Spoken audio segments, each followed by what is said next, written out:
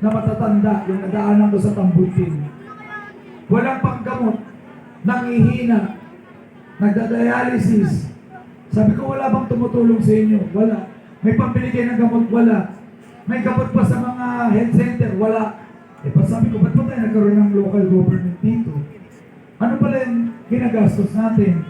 Kaya sabi ko, Nay, ano Nay?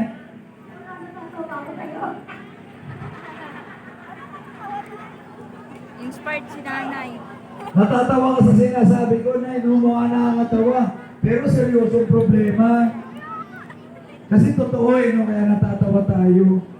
Ang problema, meron ng health center, wala namang gamot. Tama? Meron ng hospital, hindi ka naman ma-admit. Tama? Dahil wala? Ito lang gagawin ko. Uunahin ko po yung kalusugan ninyo. Kung ang problema yung gamot at pangpa-hospital, eh di dyan natin ibuhos ang pondo ng Maynila para mabigyan kayo ng libre gamot at libreng hospital.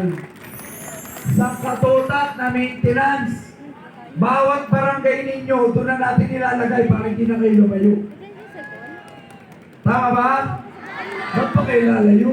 Minsan kasi kahit lagyan ng gamot sa hospital, lalayo ka. Mas mahal pa yung pamasahin mo kaysa dun sa gamot mo. Tama? Yun ang uunahin ko. Kalusugan ninyo. Pangalawa, yung pension nyo. Ewan ko kung narinig nyo na to. Pinaka-importante to sa mga seniors at PWD. Yung dating pension ninyo, gagawin natin 2,000 buwan-buwan. Ay, sana all. Diretso yan ha, sa mga ATM nyo. Thank you very Bubuksan much. ko kayo ng mga bangko. Sali ka na dun, te. Makikipag-partner tayo sa mga bangko para hindi na kayo pumila. Kasi ngayon, ang nangyayari, pila-pila pa rin. Yung ibang seniors, halos himatayin na. Eh yung iba, pag hindi nakapila, ano mangyayari doon sa pera? Wala na. Saan napunta? Di ba sabi, forfeited na? Saan na pupunta yun? Ha? Salamat kayo! So, ang nangyari, napunta na sa iba. Kaninong bulsa? Ano na? Ako kung kanino punta. Kaninong bulsa? Ano sa tingin mo? Yun na, hindi ko alam talaga kung saan. Oh, sasabihin ko sa inyo, basta hindi napunta sa tamang bulsa mo. Kaya nga gagawin ko automatic yung buwan-buwan sa mga ATM Baka sa nyo. bulsa niya, no? Ano sabi mo na? Hindi wow. Sinanay na trip. Nay, pwede ka mag-host dito.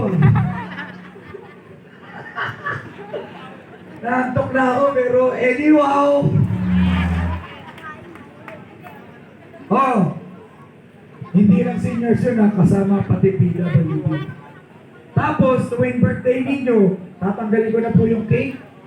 Okay lang ba? Kasi yung cake matatamis. Eh, may diabetes eh. Ba't ba kayo binibigyan ng matamis sa cake?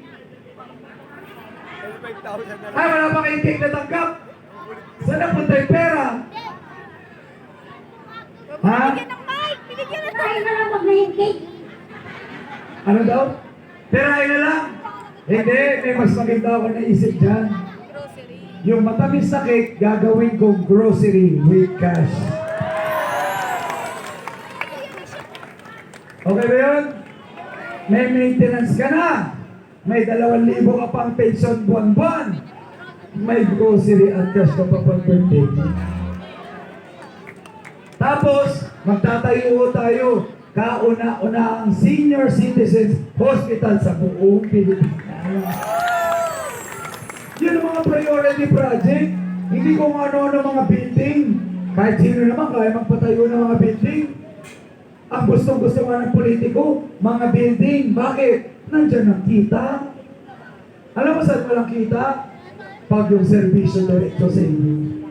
Parang pension nyo. Pag diretso sa inyo, wala silang kita doon. Tama? Diretso sa bangko. Yan po yung una. Tulong po muna sa kalusugan at mga senior citizen. Pangalawang problema, pag-aaral. So tututukan ko yung edukasyon at kaalaman. Kung ang mga seniors may allowance din, dapat yung mga estudyante meron din. Para makatapos din sila sa pag-aaral tulad ko. Hindi lang yun, dapat uniform libre. Dapat may libreng sapatos din. Dapat libreng school supply. Para makapagtapos po sila ng pag-aaral. Hindi ko ba nakwenta yung buhay ko? Galing ako sa Walay. Pinangalan ko sa Sampaloc. Mga magulang ko, probinsyano. Nanay ko, Bisaya. Bisaya ba rito? Mga Bisaya. Taga-asa Kanay. Bacolod. Leyte. Surigao, taga-Surigao kami. Dumaguete. Mayor, alam mo ba, masarap tumira sa Leyte at Dumaguete. Bakit? Kasi mura dyan ang kuryente, ang luti, at spaghetti. Mahilig din sila kumain ng gulay na sayuti. Kaya ang matatanda doon, umaabot ng 80. Bukas yung bago ulit. Takatawa. Bisaya kami, ganun talaga. Ang tawag nga sa akin ng mga tito ko, isti. Okay, yung tatay ko naman, Ilocano. May Ilocano rito. Wait, Manong, saan ka? May Paisiya. Apari. Ilocos. Abra. Abra ka? Abra ka na. Ang tatay ko po,